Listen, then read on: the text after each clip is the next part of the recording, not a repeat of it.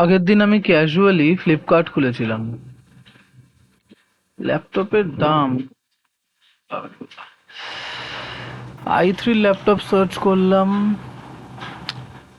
প্রায় অ্যাবাভ 50,000 সবকটাই। আচ্ছা, i3 ল্যাপটপ কি এই প্রাইসটা ডিজার্ভ করে? চলো আজকে এটা নিয়েই আলোচনা করব।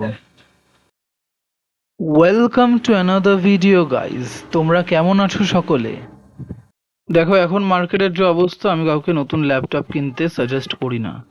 কিন্তু তোমার যদি সত্যি এখন একটা ল্যাপটপের প্রয়োজন হয়, তোমার কাজের দরকার, তোমার ল্যাপটপ ছাড়া বা কম্পিউটার ছাড়া চলবে না, তাহলে এই ভিডিওটা তোমার জন্য। আজকের পুরো ভিডিওটাই হবে বাজেট কম্পিউটার্স নিয়ে, এক্সপেন্সিভ ডিভাইস নিয়ে আমরা পরে আলোচনা করব। র্যাম, র্যান্ডম অ্যাক্সেস মেমোরি, আর এখান থেকেই যাবতীয় সমস্যা শুরু। তিনটে বড় কোম্পানি আছে পৃথিবীতে যারা প্রায় 90 থেকে 95% র্যাম মার্কেটকে কন্ট্রোল করে: স্যামসাং, এসকে হাইনেক্স, মাইক্রন। আর এই কোম্পানিগুলো ডিডিআর র্যামের প্রোডাকশন কমিয়ে দিয়ে এইচবিএম র্যামের প্রোডাকশন বাড়াচ্ছে, যেগুলো বেসিক্যালি এআই এবং ডেটা সেন্টারে ইউজ হয়। আর এখানেই কাজ করছে সাপ্লাই ডিমান্ড ডায়নামিক্স, যেখানে বেশি ডিমান্ড সেখানেই বেশি প্রোডাকশন। তো এই পরিস্থিতিতে আমি তোমাদের ব্যবহার অনুযায়ী তোমাদেরকে কিছু ডিভাইস সাজেস্ট করব, যার যেরকম ব্যবহার সেই অনুযায়ী। তো চলো ভিডিওটা শুরু করা যাক। আর প্লিজ আমার চ্যানেলটাকে সাবস্ক্রাইব করে দাও, তোমরা কেউ সাবস্ক্রাইব করছো না, প্লিজ সাবস্ক্রাইব করে দাও।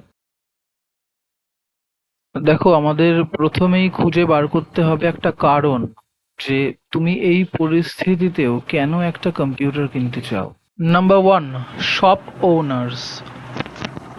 তোমার যদি প্রিন্টিং শপের ব্যবসা থাকে, লাইক জেরক্স বা প্রিন্ট আউটের দোকান থাকে, তাহলে তোমার, বা তুমি শুরু করতে চাও, তাহলে তোমার তো একটা কম্পিউটার লাগবেই। সেক্ষেত্রে তুমি কি কি কম্পিউটারকে কনসিডার করতে পারো? দেখো, তোমার দোকানের দুটো মেন কাজ: পিডিএফ কে প্রিন্ট আউট করা, আর জেরক্স তো মেশিনে ডাইরেক্টই হয়। আর ছোটখাটো যদি খুব বেসিক ডিটিপির কাজ করো, তাহলে তোমরা ইউজ করতে পারো ইন্টেল সেলেরন N4500 প্রসেসর। এটার clock speed 1.10 gigahertz base and up two 2.80 gigahertz অব্দি বুস্ট হতে পারে। ইন্টেলের গ্রাফিক্স, যেটা ইন্টারনাল ইন্টিগ্রেটেড গ্রাফিক্স থাকে, সেই গ্রাফিক্সটা আছে। আর প্রসেসরের 4 MB L3 ক্যাশে মেমোরি আছে। এই প্রসেসরটা একদম বেসিক কাজের জন্য ভালো। না হলে ইউজ করতে পারো AMD Altron dual core 7120U processor. এই প্রসেসরটার ক্লক স্পিড বেসে 2.40 gigahertz and up two 3.50 gigahertz. Graphics AMD Radeon 610। আর এটার প্রসেসিং এর ক্যাশ মেমোরিটা একটু কম, 2 MB L3 ক্যাশ মেমোরি। কিন্তু এই প্রসেসরটা সত্যি ভালো। ইভেন আই বিলিভ পার্সোনালি এটা ইন্টেলের থেকে বেটার। আর আমার পার্সোনাল কম্পিউটারে, যেই কম্পিউটারে ভিডিওটা এডিট হচ্ছে এখন, এই কম্পিউটারটাতেও AMD 7320U মানে Ryzen 3 প্রসেসর, এই সেম আর্কিটেকচারের, মানে 7 সিরিজের আর্কিটেকচারের। আই হোপ তুমি বুঝতেই পারছো। এটা আমি পার্সোনালি রেকমেন্ড করছি, ছোটখাটো মাল্টিটাস্কিংও এটাতে করতে পারবে। দেখো, প্রিন্টিং শপে বেসিক্যালি তোমার কাজটা হচ্ছে জাস্ট পিডিএফ প্রিন্ট করা, কোনো ডকুমেন্ট যদি একটু এডিট করে প্রিন্ট করতে হয় এডিট করা, আর একদম বেসিক লেভেলের কোনো ডিটিপির রিটেন কাজ, রিটেন বা ছোটোখাটো লোগো দিয়ে এসব প্রিন্ট করা। আর যদি তুমি ফর্ম ফিল আপের ফেসিলিটিস রাখো তোমার স্টোরে, অনলাইন ফর্ম ফিল আপ বা কিছু, সেগুলো করা, সেগুলো এই মেশিনে এফিসিয়েন্টলি হয়ে যাবে, সেসবে কোনো সমস্যা নেই। র্যাম এখন 8 GB মাস্ট, 8 GBর নিচে র্যাম একেবারেই প্র্যাকটিক্যাল না, সে যত যেরকমই কম্পিউটার হোক। এসএসডি 256 রাখলে ভালো, বাট 128 হলেও তোমাদের কাজ চলে যাবে। এই ল্যাপটপটা নিতে পারো Acer Aspire 3 Intel Celeron dual core processor, 8 GB RAM, 256 GB SSD. স্টোরের কাজের জন্য এই ল্যাপটপটা খুব ভালো। Number two, student and office workers. দেখো, এখানে অফিস ওয়ার্কার্স মানে কিন্তু আমি এখানে তাদের কথা বলছি না যারা গ্রাফিক ডিজাইনিং এর কাজ বা অ্যানিমেশনের কাজ, বা তুমি বলতে পারো কোডিং, এই সমস্ত ধরনের কাজ করে, তাদের কথা বলছি না। এখানে বেসিক যারা অ্যাকাউন্টসে কাজ করে, বেসিক অ্যাকাউন্ট ইআরপি সফটওয়্যার বা ডেটা এন্ট্রির কাজ করে, বা অফিসিয়াল অ্যাডমিনিস্ট্রেটিভ কাজ বেসিক্যালি যারা করে, তাদের কথা বলছি। তোমাদের জন্য i3-1215U বা i3-1315U, বেসিক্যালি 13 জেনারেশন বা 12 জেনারেশন, যে কোনো একটা প্রসেসর এনাফ।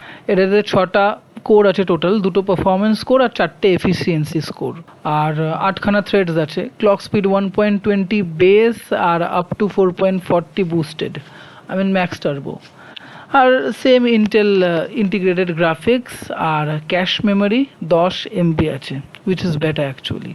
ইন্টেল যেহেতু নিজের আর্কিটেকচারকে খুব তাড়াতাড়ি চেঞ্জ করে, ইন্টেলের পুরনো আর্কিটেকচারের প্রসেসরের সাথে, মানে আমার কাছে যেমন i3 7 জেনারেশন ছিল, তার সাথে i3 12 বা 13, ইভেন i3 10th জেনারেশনের huge gap, just a huge gap. So এই প্রসেসরটা ভালো। পুরনো i3 যেরকম আমরা ভাবতাম i3 একটা বেস প্রসেসর, সেরকম একেবারেই নয়। এই প্রসেসরটা তোমরা নিতে পারো, এই প্রসেসরটা সত্যি খুব ভালো।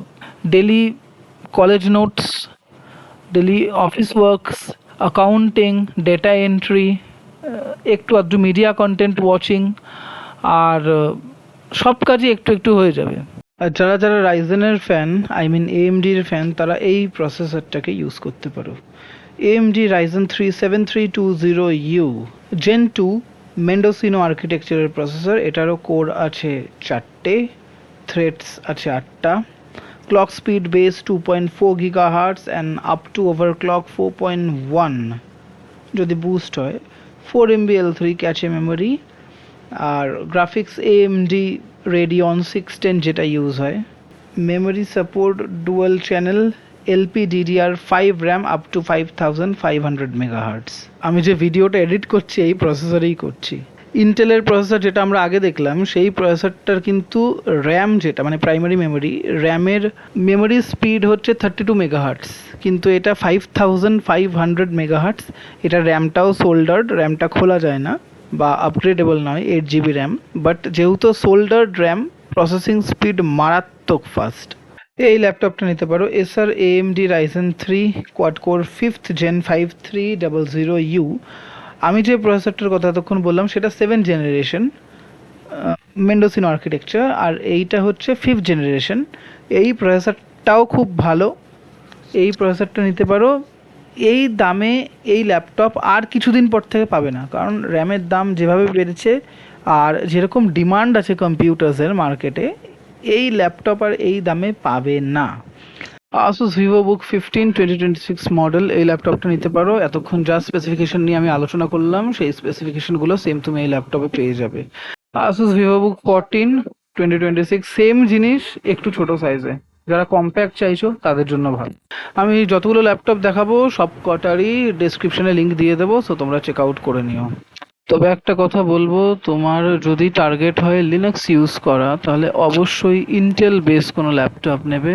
AMD রাইজেন সিরিজের যেগুলো নতুন ল্যাপটপ আসছে সেগুলোতে কিন্তু স্লিপ সাসপেন্ড ইস্যু হচ্ছে, আমি নিজে ভুক্তভোগী। যদি লিনাক্স ইউজ করো কোনোভাবে বা লিনাক্সের সাথে কোনো যোগাযোগ থাকে, try to go with Intel. আর হ্যাঁ, এই ল্যাপটপটা কেউ কিনবে না, প্লিজ, তোমাদের ভালোর জন্য বলছি। কেন জানতে চাইলে আমাকে কমেন্ট করো নিচে। থ্যাংক ইউ এতক্ষণ ধরে আমাকে সহ্য করার জন্য।